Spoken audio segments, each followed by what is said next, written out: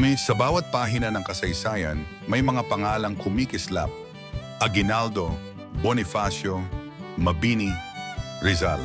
Ngunit sa likod ng mga ito, may mga bayani ring hindi nabigyan ng sapat na pagkilala. Isa sa kanila, si Miguel Malvar, ang general na hindi sumuko, ang pinuno ng huling hukbong revolusyonaryo at para sa maraming historiador, yung tunay na pangalawang pangulo ng Pilipinas. Ngunit bakit nga ba siya tinatawag na nakalimutang presidente? Sino si Miguel Malvar? At bakit tila tinabunan ng alikabok ng panahon ang kanyang pangalan? Ipinanganak si Miguel Malvar y Carpio noong Setyembre 27, 1865 sa bayan ng Santo Tomas, Batangas. Isang tahimik na bayan sa paanan ng bundok Makiling. Doon lumaki ang batang Miguel, anak nina Maximo Malvar at Tiburcia Carpio. Tulad ng karamihan sa mga batang Pilipino noong panahong iyon, hindi siya anak mayaman, ngunit may pangarap. Maaga siyang natutong magsaka, magtiyaga at magtiwala sa sariling kakayahan. Ngunit higit sa lahat, natutunan niyang mahalin ang kanyang bayan. Bagamat hindi nakapag-aral sa mga prestihiyosong paaralan tulad ni Rizal o Mabini, si Malvar ay kilala sa katalinuhan, disiplina at likas na pamumuno. Nang siya ay tumanda, nakapangasawa siya kay Paula Maloles at nagkaroon sila ng 11 anak. Siya ay naging alkalde mayor o gobernadorsilyo ng kanilang bayan, tanda ng tiwala ng kanyang mga kababayan. Ngunit ang kapayapaang iyon ay hindi magtatagal. Noong 1896, sumiklab ang himagsikan laban sa mga Espanyol, pinangunahan ni Andres Bonifacio at ng Katipunan. Nang makarating sa Batangas ang balita ng revolusyon,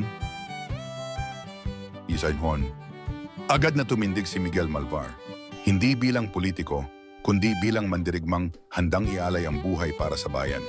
Itinatag niya ang sariling hukbo sa Batangas at sa maikling panahon, naging isa sa mga pinakamabisang general ng Katipunan sa Katagalugan. Kasama niya sa pakikibaka sina Emilio Aguinaldo, Apolinario Mabini at Paciano Rizal, ang nakatatandang kapatid ni Dr. Jose Rizal. Magiting niyang pinamunuan ang mga laban sa Batangas, Laguna at Tayabas. Dahil sa kanyang katapangan, tinawag siya ng mga kasamahan bilang Tigre ng Batangas. Ngunit higit pa sa tapang, si Malvar ay isang taktikong leader.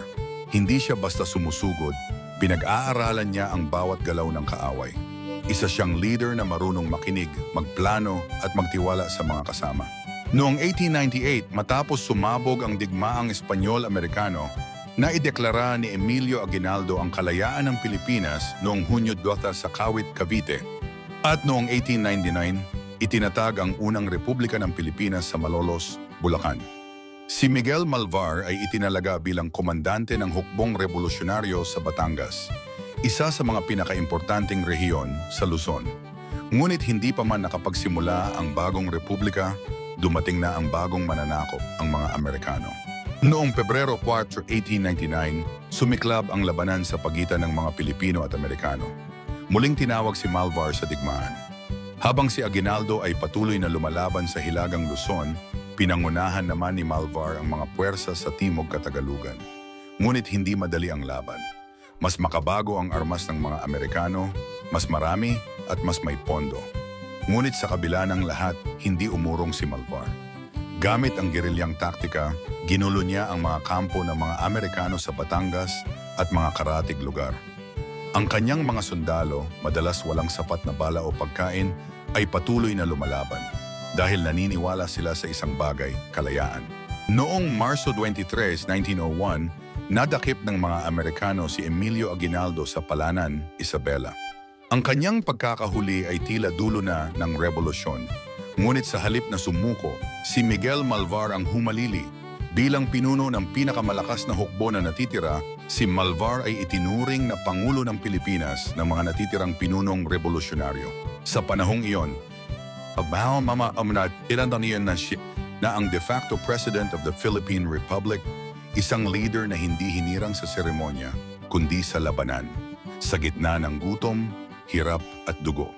Sa ilalim ng kanyang pamumuno, ipinagpatuloy ni Malvar ang pakikidigma sa mga Amerikano.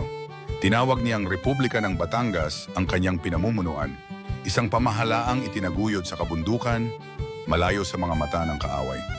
Sa tulong ng kanyang mga general tulad ni Luciano San Miguel at Macario Sakay, pinanatili niya ang sigla ng revolusyon sa Katagalugan.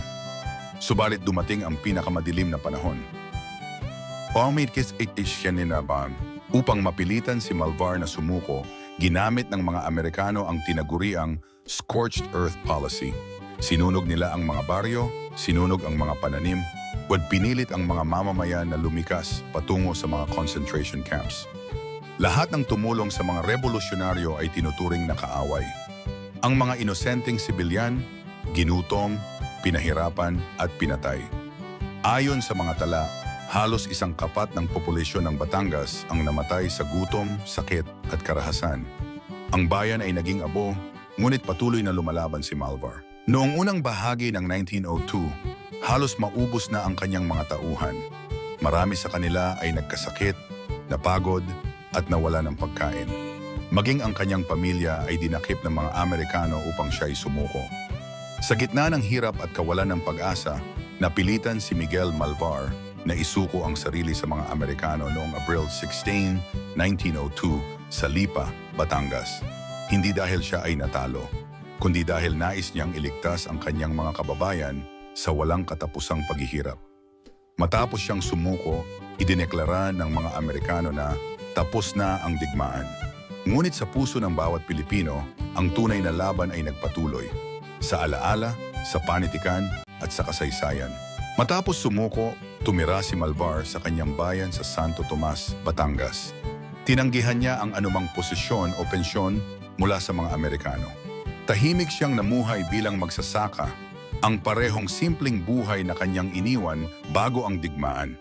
Namuhay siya ng marangal, malayo sa politika at karangyaan.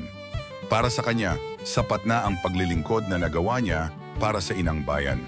Noong Oktubre 13, 1911, pumanaw si Miguel Malvar sa edad na 46 dahil sa sakit sa atay. Walang engrandeng libing, walang parada, walang opisyal na parangal. Tahimik siyang inilibing. Tulad ng tahimik ngunit dakilang pamumuhay na kanyang pinili. Sa paglipas ng panahon, tila nakalimutan ng bansa si Malvar. Habang itinuturo sa mga paaralan ang mga pangalan ni Rizal at Aguinaldo, ang pangalan ni Malvar ay madalas hindi nababanggit. Ngunit para sa mga historiador, ang katotohanan ay malinaw. Matapos mahuli si Aguinaldo noong 1901, si Miguel Malvar ang naging pinuno ng natitirang republika. Sa madaling salita, siya ang dapat ituring na ikalawang pangulo ng Pilipinas. Isang leader na hindi pinili ng mga banyaga, hindi inihalal sa kapangyarihan, kundi isinilang sa gitna ng digmaan at naglingkod para sa kalayaan. Noong mga nagdaang taon, ilang beses nang inihain sa Kongreso ang panukalang batas upang kilalanin si Miguel Malvar bilang pangalawang pangulo ng Pilipinas. Maraming historiador tulad ni Ambeth Ocampo at Zeus Salazar ang sumusuporta rito. Ngunit hanggang ngayon, wala pa ring formal na pagkilala. Bakit? Marahil dahil natalo siya ng mga Amerikano o marahil dahil hindi siya politiko.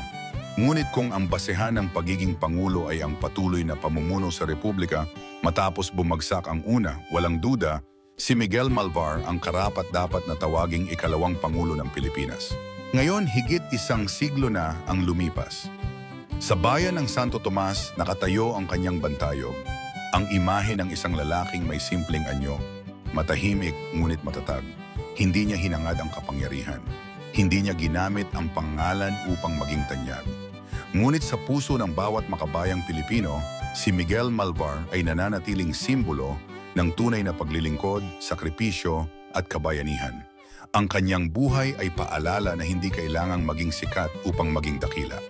Kaya sa tuwing maririnig mo ang mga salitang nakalimutang presidente, huwag mong kalilimutan na sa kasaysayan ng ating bayan, may isang Miguel Malvar, isang ama, sundalo, at pinuno na tumayo sa gitna ng kadiliman upang ipaglaban ang liwanag ng kalayaan. Hindi man siya opisyal na kinilala, ngunit sa puso ng sambayanan, si Miguel Malvar ang pangulong hindi kailanman nakalimutan.